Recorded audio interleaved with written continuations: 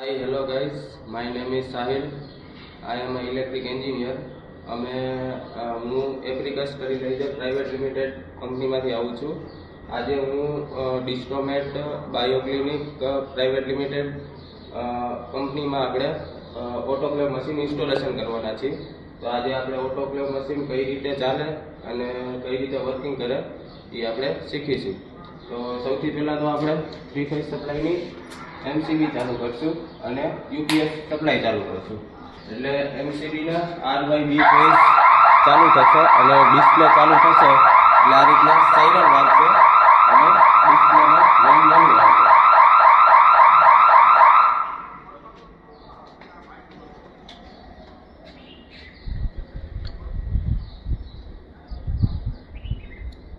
આ રીતના આપણી ડિસ્પ્લે ચાલુ થઈ ગઈ છે અને ડિસ્પ્લેમાં આપણે લોગો આવી ગયો છે એપ્રિકસ સ્ટરીલાઇઝર પ્રાઇવેટ લિમિટેડ રાજકોટ. હવે આ મશીન છે આપણું સ્ટીમ સ્ટરીલાઇઝર અને આપણે આને ઓટોક્લેવ પણ કહીએ છીએ. આ આપણી મશીનની સાઇઝ છે 2.5 ફૂટ બાય 2.5 ફૂટ બાય 4 ફૂટ લાંબુ. આ છે આપણું રેક્ટેન્ગ્યુલર ઓટોક્લેવ મશીન. તો આજે આને કઈ રીતે ઓપરેટ કરવું આપણે શીખીશું.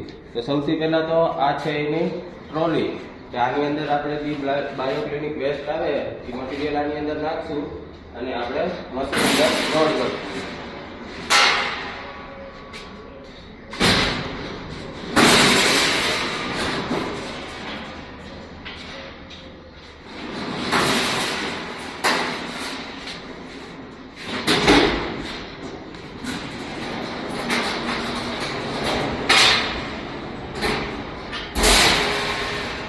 આ છે આપણા ટ્રોલીના લોક.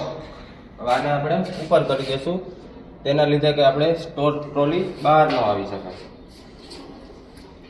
હવે આપણે આને સાઈડમાં જવા દઈશું. હવે આપણે કરશું ડોરને બંધ.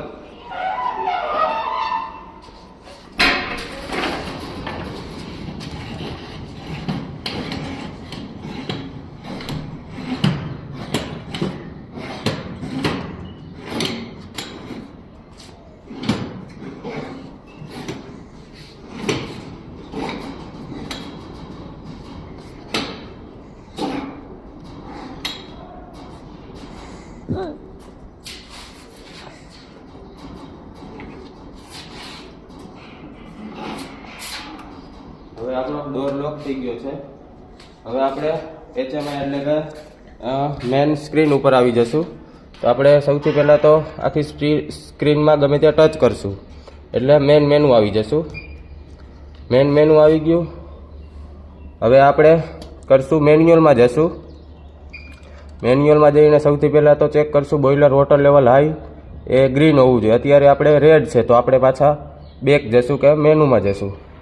એટલે હવે આપણે મશીનને પાણી ઓછું છે એટલે આપણે પાણી ભરવાની પ્રોસેસ માટે મોડ સિલેક્શનમાં ઓટો કરશું. એટલે મશીનમાં પંપ લાગેલો છે તે પાણી ઓટોમેટિકલી ભરી લેશે. એટલે આપણે પાછું ચેક કરવું હોય તો મેન્યુઅલમાં જશું. બોઇલર વોટર લેવલ હાઈ જે રેડ હતું એ ગ્રીન આવી ગયું છે. હવે આપણે જશું પ્રોગ્રામ સિલેક્શન.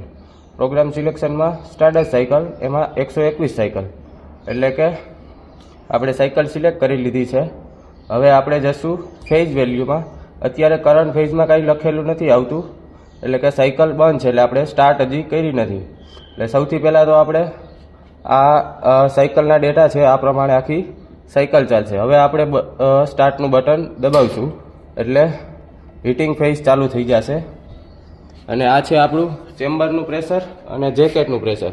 અત્યારે હીટિંગ ફેઝમાં આપણે સૌથી પહેલાં તો જેકેટનું પ્રેશર જનરેટ થશે અને પછી જે આપણું સ્ટેટસ રહ્યું ફેઝ વેલ્યુ તેમાં આ રીતના આખી પ્રોસેસ ચાલુ થશે.